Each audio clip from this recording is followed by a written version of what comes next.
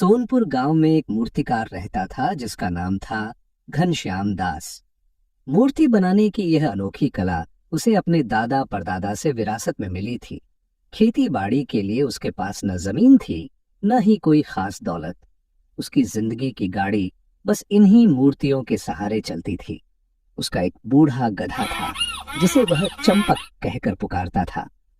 एक दिन सुबह घनश्याम दास ने जोर से आवाज लगाई, अरे ओ चंपक, ए ओ निकम्मे गधे, जल्दी से यहाँ बाजार जाना है। चंपक चिड़चिड़ाता हुआ उठा, जैसे बरसों की थकान उसकी हड्डियों में समाई हो। मेरे बाप दादा ने मुझे विरासत में दौलत न देकर तुझ जैसा निकम्मा और निठल्ला मालिक दे दिया है। अब खड़े खड़े मेरा मुंह क्या देखता है? चल इधर आ। वह बड़बड़ाया, अरे यह कैसा मालिक है? एक तो इतनी भारी भारी मूर्तियां बनाता है और मेरे ऊपर लाद देता है। यह भी नहीं सोचता कि मैं इन्हें इतनी दूर लेकर कैसे जाऊंगा। अरे रे, मेरी बूढ़ी कमर तो टूट ही जाती है। घनश्याम झुंझलाकर बोला, ए गधे, क्या वहां खड़े खड़े अपना समय बर्बाद करता रहेगा या फिर कुछ हाथ पांव भी चलाएगा? लगता है रात का खाना नहीं खाना है तुझे? चंपक हिनहिनाकर कहने लगा, हाँ हाँ हाँ हाँ, जैसे रात को खाने की बारिश होगी। घनश्याम झल्लाया, अरे वही सूखी घास खा रहा हूं पिछले 20 साल से। बकवास करता है मुझसे, जुबान लड़ाता है। ये जो सूखी घास मिलती है ना, बाहर कहीं जाएगा तो तेरे जैसे बूढ़े निकम्मे गधे को यह भी नसीब न होगी, समझा? गुस्से में आकर घनश्याम ने सारी मूर्तियों का एक बड़ा गट्ठर बांधा और चंपक की पीठ पर लाद दिया। चंपक मार खाकर चुपचाप चल दिया। ये रोज का नियम बन चुका था। दोनों एक दूसरे से नफरत करते थे, लेकिन मजबूरी ऐसी थी कि साथ गुजारा करना पड़ रहा था। रास्ते में चंपक ने लोगों का हुजूम देखा और दिल ही दिल में सोचा, यहाँ तो कितने सारे लोग हैं। एक काम करता हूँ कि इनके पास जाकर कहता हूँ कि मुझे अपने साथ ले चलें। मैं अपने मालिक से तंग आ चुका हूँ, अब मुझे नया मालिक चाहिए। उधर घनश्याम दास अपनी दुकान सजाने में व्यस्त हो गया, उधर चंपक मौका पाकर फरार हो गया। वह एक आदमी के पास जाकर बोला, अरे ओ बाबूजी, आप ये बोरियां उठाकर कहाँ ले जा रहे हैं? आदमी ने जवाब दिया, अब भाई बाजार होकर घर जा रहा हूं, इसमें बाजार से लिया सामान है बोरी में। चंपक खुशी खुशी बोला, ओ हो, तो मैं आपकी कुछ मदद कर देता हूं ना। लीजिए, ये बोरियां मेरी पीठ पर रख दीजिए, मैं आपके घर पहुंचा दूंगा। मगर आदमी ने कहा, अरे नहीं नहीं, इसकी कोई जरूरत नहीं है, मैं खुद ही ले जाऊंगा। आदमी के मना करने के बावजूद चंपक उसके आसपास ही टहलता रहा और जिद करने लगा, अरे क्या चाहिए रे गधे, क्या मेरे आगे पीछे घूम रहा है? मुझे तेरी कोई मदद नहीं चाहिए, समझा क्या? चल अब जा यहां से। चंपक ने दिल दुखी होकर आसमान की ओर देखा। बताओ भला, भलाई का तो जमाना ही नहीं है यहाँ। मैं इसकी मदद कर रहा था और इसने मुझे भगा दिया। लगता है मालिक जैसे कई लोग हैं इस दुनिया में। खैर, मैं हार नहीं मानूंगा, कल फिर से कोशिश करूंगा। चंपक वापस अपने मालिक के पास पहुंचा तो देखा कि कुछ लोग खड़े होकर गंभीर लहजे में बातें कर रहे थे। वह ध्यान लगाकर सुनने लगा। एक आदमी कह रहा था, अरे बहुत खूंखार शेर है, न जाने कहां से हमारे गांव के जंगलों में आ गया है। अरे कई लोगों की बकरियां तो उसका नाश्ता बन चुकी हैं और उसने कुछ लोगों को भी घायल कर दिया है। दूसरा बोला, हाँ भैया, उसकी दहशत तो पूरे गांव में फैली हुई है और सुनने में आ रहा है कि महाराज ने कहा है कि अगर कोई शिकारी उस शेर को पकड़कर लाया तो उसे 1000 सोने के सिक्के मिलेंगे। चंपक इन्हीं बातों में गुम था कि अचानक उसके मालिक ने पीछे से एक डंडा रसीद किया। अरे अब क्या कर दिया मैंने? अब मुझे क्यों मार रहे हो? मैं तब से यहाँ अकेले सारा काम कर रहा हूँ और तू बाजार में मटर गश्ती करने निकला है। चल अब घर चल। चंपक का रहा, अरे तुम्हें तो बस मारने का बहाना चाहिए। अरे रे, अभी तक दर्द कर रहा है। घनश्याम ने आसपास के लोगों को आगाह किया, सुन रहे हो, खतरनाक शेर घूम रहा है, जरा बचकर रहना। फिर दोनों वापस घर लौटे। कुछ देर बाद मौसम बिगड़ने लगा, बादल गरजे, हवा चलने लगी।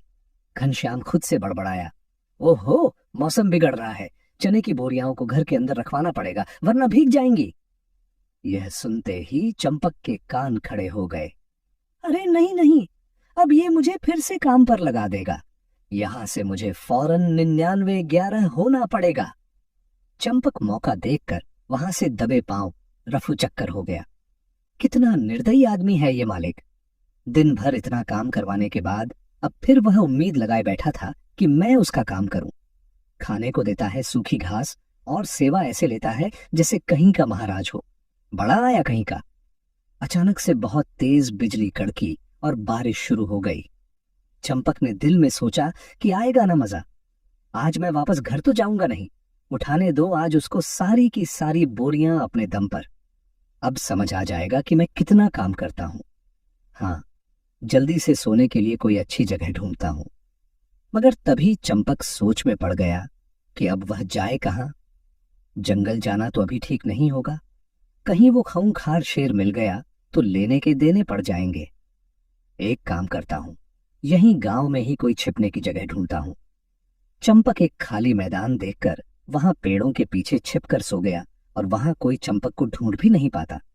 लेकिन अब उधर घनश्याम दास की हालत खराब हो रही थी। वह दिल में बड़बड़ाया कि आह, ये निकम्मा कामचोर नालायक गधा पता नहीं किधर जाकर मर गया। अरे रे, ये बोरियां खींचते खींचते कहीं मेरी कमर की नस ही न खींच जाए। अरे रे, लेकिन अब कर भी क्या सकता हूं। इन बोरियों को तो अंदर ले जाना ही पड़ेगा। घनश्याम ने कुछ बोरियां तो जैसे तैसे खींची, लेकिन उसका गुस्सा तो अब 7वें आसमान पर था। वह तेज बारिश में गुस्से से बड़बड़ाता हुआ चंपक को ढूंढने निकल पड़ा।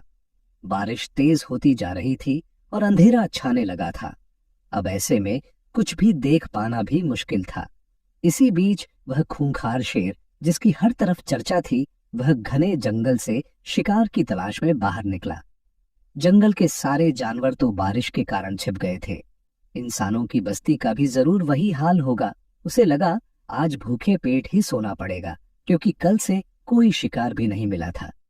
बड़ी कमजोरी सी लग रही थी। शेर थोड़ी देर तो घनघोर बारिश में यहां वहां भटकता रहा, लेकिन उसे कुछ भी नहीं मिला।